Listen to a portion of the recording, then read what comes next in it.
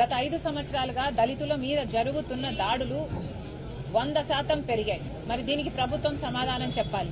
దళితుల మీద జరుగుతున్న ఈ దాడులు ఎంత ఘోరంగా ఉన్నాయంటే ఎవరైనా ప్రశ్నిస్తే వాళ్ళను సవాలుగా చేసి డోర్ డెలివరీ చేసేంతగా అంత ఘోరంగా ఉన్నాయి. ఇంకెవరైనా ప్రశ్నిస్తే వాళ్ళ మీద కేసులు పెట్టడం, జైలుకి తీసుకెళ్లి వాళ్ళని జైల్లో పెట్టడం, వాళ్ళను గుండు కొట్టి అవమానించే పరిస్థితుల్లో ఉన్నాయి. ఇవన్నీ ఈ రాష్ట్రం కల్లారా చూసింది. కనీసం దళితులకు వాళ్ళకు కేటాయించిన ఎస్సీ ఎస్టీ సప్లాన్ నిధులు కూడా వాళ్ల కోసం వాడటం జరగటం లేదు. మొత్తం అన్ని డైవర్ట్ చేస్తున్నారు. ఇష్టారాజ్యంగా పరిపాలన చేస్తున్నారు. ఇవన్నీ ఆగాలి. దళితులకే కాదు ప్రతి వర్గానికి చెందాల్సిన గౌరవం వారికి చెందాలి. ఇవన్నీ సాధ్యం కావాలి అంటే ఒక కాంగ్రెస్ పార్టీ వల్లనే సాధ్యం అవుతుంది.